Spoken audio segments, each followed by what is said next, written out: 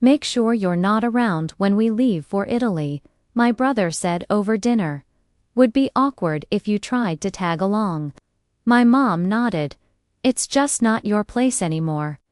I just raised the glass and said, understood.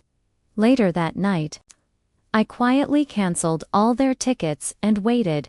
At check-in, they were denied boarding. My sister texted, "Fix this now." I smiled and replied, I didn't think they'd become my enemies that night. Honestly, if you told me 24 hours before that dinner that things would fall apart this fast, I would have laughed. I had been planning the trip for weeks, counting the days until I could finally see their reactions.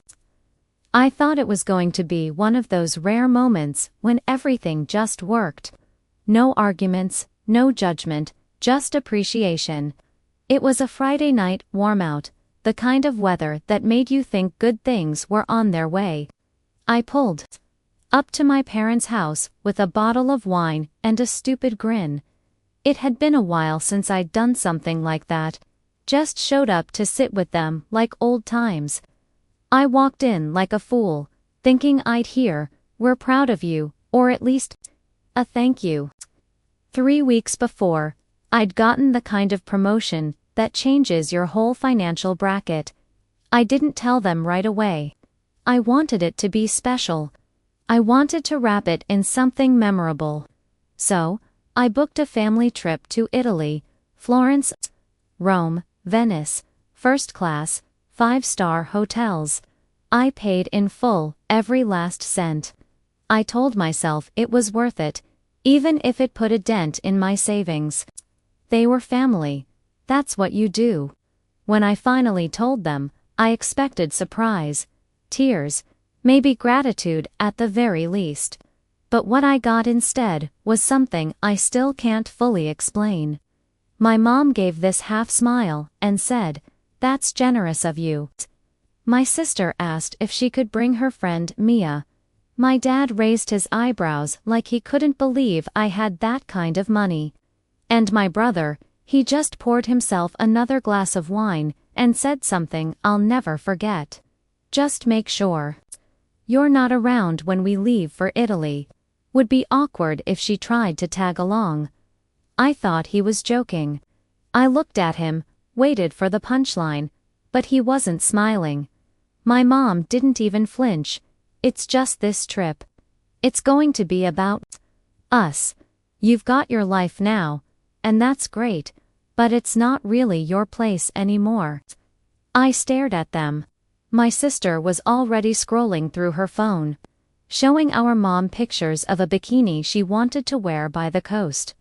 She didn't even glance in my direction. No one asked what I meant when I said, "Understood." I said it calmly. I even raised my glass like I was toasting to their plan. They clinked their glasses with mine. My dad laughed and started talking about gelato flavors. They had no idea. That night, I went back to my apartment. I sat at my desk and opened my laptop. The flight confirmation emails were still sitting in my inbox. One by one, I pulled them up, logged into the airline's website, and canceled everything. Every ticket, every hotel reservation. The car service I booked to pick them up, gone. It took 15 minutes. The next morning, no one called me. No one checked in. They just kept talking in the group chat about what to pack and how to get through customs faster. No apology, no second thoughts. They really thought they'd use me like an ATM and leave me out of it. 2 days later, they showed up at the airport in their travel outfits, dragging brand new luggage I'm sure they bought just for this trip. My sister posted a selfie in front of the terminal with the caption, "Cow, baby." They made it all the way to the check-in counter and then one by one were denied boarding. That's when the text started rolling in. The first text came from my sister.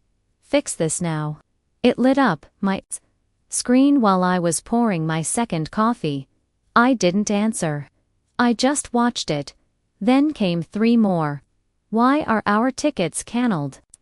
They said you did it, Lisa. Are you serious? Still, nothing from me. I wanted them to sit with it for a while. By then, I was already watching their meltdown unfold through the airline app.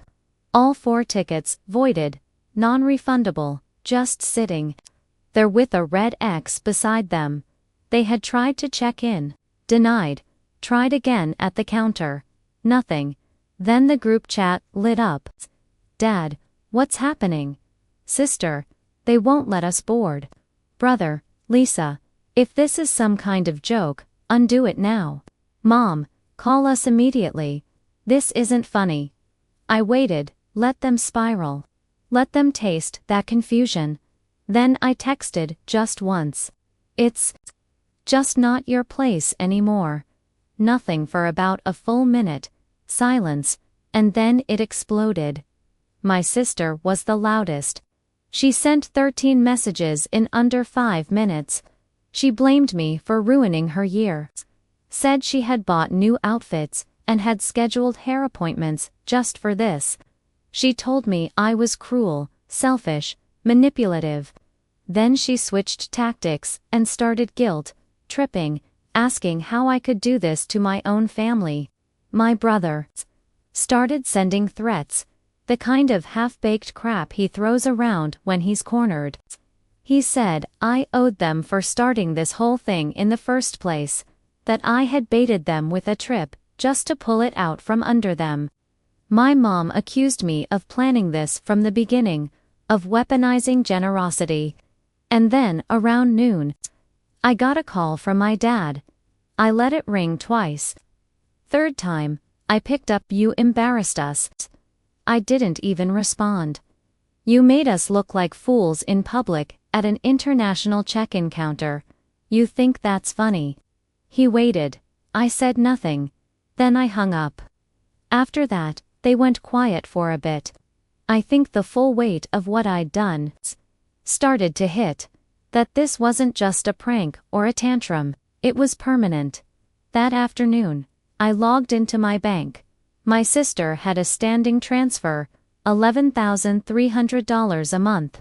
She used it for her nanny, groceries, random stuff. I canceled it. Then I shut down the card she had on my account. She'd used it to order $200 worth of bath products last week. Then I called the dealership. The white SUV, sitting in my parents' driveway, had my name on the title. I didn't even hesitate. I gave them the address, told them to bring it back. It was gone by 3 p.m. By 5, I called my brother's landlord. Lease in my name, $1,000 a month. He hadn't paid a cent in over half a year. I gave them notice I'd be stepping out of the lease. They'd have 30 days to deal with him. That night, the group chat tried again. Mom, let's be rational. Sister, please. I have no way to pay the nanny. Now, brother, I'll figure it out. But what you did was messed up. No apologies, no real remorse, just panic. They thought I was still the version of me who needed them, the one who bought silence, or connection, or belonging. They hadn't noticed that version of me disappeared a long time ago. What they didn't know, what they still refused to believe, was that I meant it. This wasn't revenge. This was just closure. And they weren't ready for it. By the next morning, it had moved from anger to desperation. The group chat had gone quiet overnight, which I expected. They were regrouping. I imagined them all back at my parents' house, probably sitting in the living room with their phones out, arguing about how to handle me.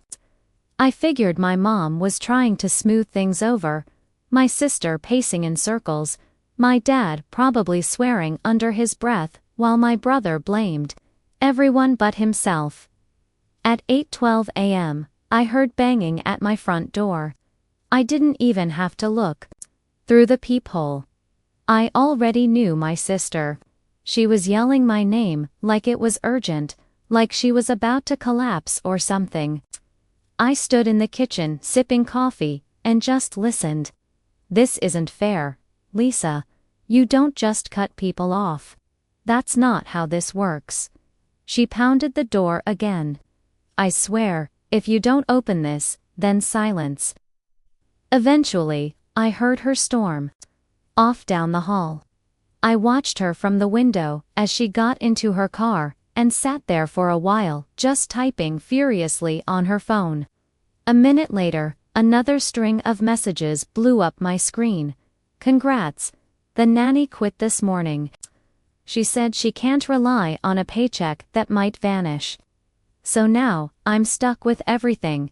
Followed by, you did this for what? Because of one dinner conversation. And then you need help. I didn't respond.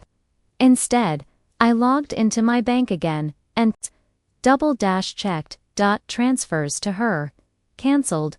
Card disabled. She wasn't bluffing. I had no doubt the nanny walked. She probably thought this was just another one of my sister's dramas and didn't want to get caught in it. Smart woman. A few hours later, my phone rang again. It was my dad. I let it go too. Voicemail, like I had with all of them. His message was longer this time. It started like this. Lisa, your mother's upset. I'm trying to hold this together, but you're putting us in a position we never imagined being in. Then he went into how they had been planning that trip as a new beginning, how it was supposed to heal the distance between us. He said, I overreacted. He actually used that word, overreacted. Then came the part that made me laugh. You might want to think twice before burning bridges. You never know when you'll need family again. I saved the message just in case I ever forgot why I stopped answering their calls in the first place. Later that afternoon, my mom tried again. First a text. Can we meet? Just talk. I feel like we're all saying things we don't mean. Then a voicemail, 3 minutes long. She said I was being cold. That I was holding a grudge. That family isn't something you can opt out of just because your feelings got hurt. That if I needed space, fine. But cutting them off financially was spiteful. She said I'd regret it. I listened to the whole thing without a single reaction. They still thought this was temporary, a tantrum. They thought eventually I'd come crawling back, wallet in hand, apologizing for overstepping. But what they didn't understand, what none of them wanted to understand, was that this wasn't a tantrum. This was clarity. That trip was supposed to be a turning point. And it was, just not in the way they expected. They made it clear I wasn't part of their circle anymore. I was just the woman who paid for it. So, I took myself out of the equation completely. And what came next, that was entirely up to them. 3 days of silence. That was the first sign something was off. Not a single message, no phone calls. Not even a fake apology. After the meltdown at the airport and the financial fallout, I expected them to come at me again, screaming, bargaining, blaming, but instead, nothing. Like they had all vanished. It didn't feel like acceptance. It felt like they were regrouping. I was right. Thursday morning, just after 10 a.m., I got a call from HR at my company.com, voice, professional. Asked if I had a moment to discuss a complaint that had been submitted. That word complaint made my chest tighten for a second. I stepped into a meeting room and asked what this was about. They said they'd received an anonymous tip through the company ethics portal. Someone had submitted a detailed email claiming I'd misused company funds to pay for a personal family vacation, lead on my expense reports, and was using company travel reimbursements to cover personal favors. There were attachments, fake invoices, screenshots, even a fabricated company memo referencing the Italy trip as part of an executive retreat. I knew instantly who was behind it. They had taken their humiliation and flipped it into sabotage. Luckily, I never charged a single Italy expense to the company. Everything came out of my own account. HR said the documents looked suspicious, names spelled wrong, formatting off. They told me they'd open a formal review, but they already had someone cross-checking everything I'd filed. By 3:00 p.m., they cleared me, but that didn't matter. The intent was clear. They weren't just mad.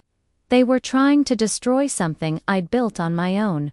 Quietly, systematically, I didn't react. I just sent a text to my sister. Solid attempt. Try spelling the VP's name right next time. She replied 10 minutes later. No clue what you're talking about. Followed by, you always think everyone's out to get you. That's not healthy. And finally, let me know when you're ready to act like a grown-up. That last one made me laugh. I was still shaking my head when my doorbell rang. I opened it to find a woman I didn't recognize. Late 30s, worn-out expression. Holding a little boy in one arm and a canvas bag in the other. She asked if I was Lisa. I nodded. I'm Clara. I used to work for your sister, Nanny, she said. I'm sorry to show up like this, but I thought you should see this before she buries it. She handed me a flash drive. Told me she was quitting, that things had gotten too toxic in that house. She said she didn't want to get involved, but that she had saved the files just in case. I offered her money, she refused. She lied to you a lot, Clara said before leaving. I closed the door, plugged the drive into my laptop, and opened the folder. It was worse than I imagined. There were recordings, audio files of my sister talking to friends and my mom. Bragging, mocking, calling me a glorified ATM, saying things like, she'll always pay if you throw in a guilt trip. One clip was her explaining to someone how she manipulated me into thinking the Italy trip was a family celebration, when really, it was just our reward for dealing with this holier-than-thou attitude. My mom's voice popped up more than once, agreeing, telling her not to worry because I never had a spine. And there was more. Screenshots of group texts I wasn't in, photos of my apartment. She must have taken secretly when she visited, captioned with things like, "Guess who's paying rent for us all?" Even a draft of an email they almost sent to my boss a week earlier, accusing me of workplace harassment. My name typed over and over again in places it didn't belong. I stared at the screen for a long time, then copied everything to an encrypted drive. I didn't say anything for a while. I didn't send the files. I didn't threaten them. I just sat with it until around midnight. That's when I texted her one last time. I know everything. Good luck. She didn't reply, but my mom did. At 1:43 a.m., 2 words, "Please stop." The tone had changed now. They tried using me, then guilt, then threats, then sabotage. Now they were scared. And I hadn't even started. After that night, I heard nothing from my sister for a full week. Not a single message, no calls, no sarcastic texts, or fake concern. It was like she'd evaporated. But I knew that kind of silence from her wasn't peace. It was survival mode. She was hiding, buying time. The only one who kept reaching out was my mom. Every few days, I'd get a short, vague message from her. "We need to talk, or whatever this is, it's gone too far." Then one day, she stopped trying altogether. That's when I realized she must have seen the contents of the flash drive.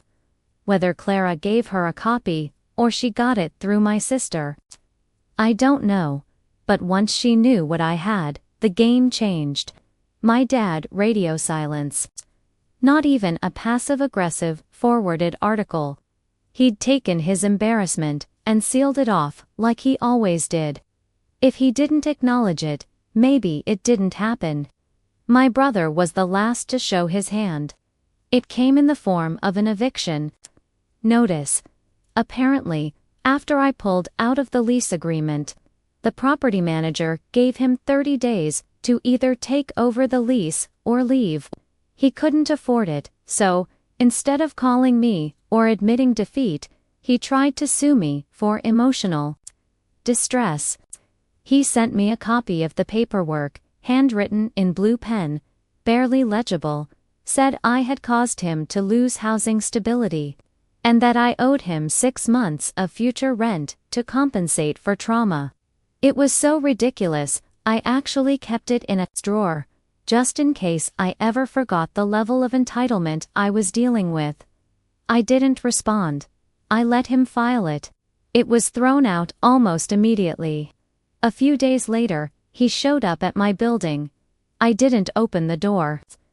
I watched from my window as he stood on the sidewalk yelling into his phone. I saw him motioning like he was ready to throw something. Then he just stopped, looked up at my window. For a second, he stared like he didn't recognize the person on the other side of the glass anymore. Then he turned and walked off. That same night, my sister cracked. She sent me a paragraph. Long, sloppy, emotional. Said she was sorry. Said she made a mistake. That she missed me. That I'd always been the strong one. And she didn't mean what she said at dinner. She asked if we could meet, just to talk. I didn't reply. Instead, I scheduled a meeting with my lawyer. I'd been thinking about it for a while. The car still under my name. The property where my parents lived. I didn't own it, but I had been covering the taxes quietly for 2 years. That ended. Official letters were sent. Documents filed. I revoked power of attorney privileges my dad didn't even know he still had on one of my older accounts.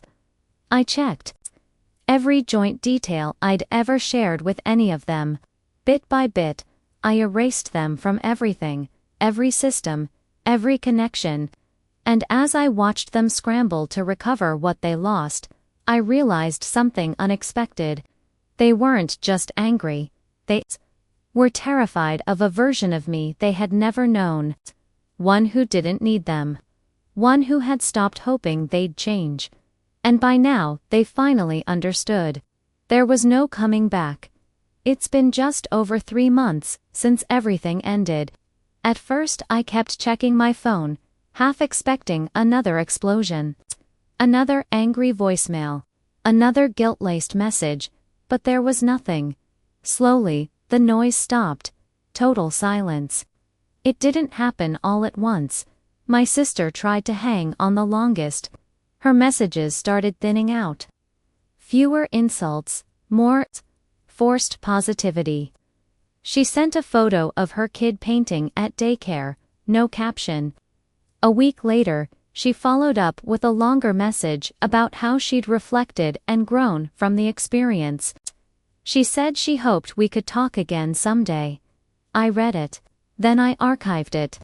The same woman who laughed at me behind my back, who tried to ruin my job, who used me for months. Now she wanted a reset like nothing had happened. But there's no reset after what she did. There's no version of me that forgets any of it. My brother gave up quicker. I found out through a mutual acquaintance that he was crashing on a friend's couch and trying to sell sneakers online to make rent. He never messaged again after the court paperwork was tossed. I think he got the message once and for all. The free ride was over. My parents were the last to go quiet. My mom made one final attempt. She sent a long letter through the mail, handwritten. It started off kind, almost too kind. Then it got strange. She said she understood why I was angry, but also claimed she never meant to exclude me. She said it was just a misunderstanding, and that families argue all the time. Then she wrote something I'll never forget.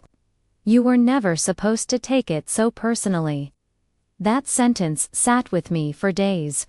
My father didn't send anything. no letter, no message, just disappeared from everything. Even blocked me on his phone, like I'd done something unforgivable, like I had betrayed them. And maybe in their world I did. I stopped being the one who funded their lives, who stayed quiet, who let it slide. I've heard through a few people that they tell their version of the story to anyone who will listen. That I turned on them after a petty disagreement. That I'm selfish, arrogant, unstable. That I let money change me. What they don't say, what they never will say, is what really happened. They don't talk about how they laughed while excluding me from a trip I paid for. They don't mention the lies, the sabotage, or the footage. They don't talk about how they looked me in the eyes and made it clear I was nothing more than a credit card to them. No, that part they leave out, and that's fine. They can build whatever story they need to feel like the victims. But here's the truth. They thought I would never leave because I never had before. They thought they could humiliate me, lie to me, and still keep my money and support. They thought I'd always be the one who forgave, who paid, who tried to fix what they broke. They were wrong. We don't speak anymore. There are no calls, no birthdays, no awkward holidays, no fake apologies, just clean, empty space. They hate me now. Not for what I did, but because I finally made them live without me. The update. It's been 3 more weeks since that last wave of silence. No contact, no letters, no surprise drop-ins.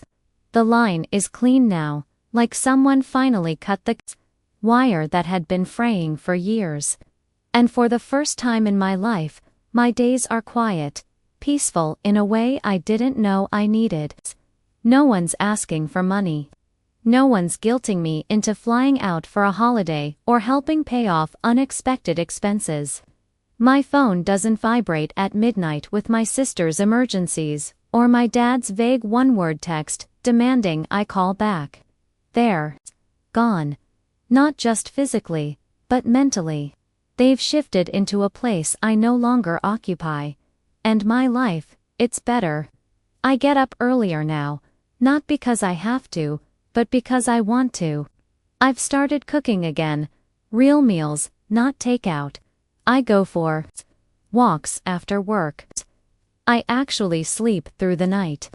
My apartment feels bigger, cleaner. I even took down some of the old family pictures that I used to keep around out of guilt. Replaced them with places I've been. People who didn't ask anything from me, other than to show up and be myself. A few people in my life know the full story. I don't tell it often, but when I do, their reactions are always the same. Some version of, "I can't believe you went through that." But the truth is, I didn't go through it. I lived it for years. I accepted it. I normalized it. It's only now with distance that I can really see it for what it was. Slow erosion, death. By 1,000 withdrawals, love that came with invoices, support that came with strings, family that only existed when I paid for the glue to hold it together, and I'm not bitter, not even angry anymore. That part's burned off. What's left is something sharper, clarity. They never saw me as a person, just a resource, and when I stopped being useful, they tried to punish me for it. But the beautiful thing about being done is that there's nothing left to lose. No more trying to fix what was never real. No more hoping they'll wake up and see me for who I actually am. I've deleted their numbers, blocked their emails, cut off the remaining accounts they quietly depended on. It's not revenge, it's just reality. I've stopped trying to be the daughter, the sister, the provider they imagined. Now I'm just Lisa, and that's more than enough. Some weekends I'll catch myself reaching for the phone out of habit, thinking maybe I should check in. Then I remember there's nothing left to check in on. Their absence doesn't ache anymore. It just feels quiet, like background noise that finally stopped.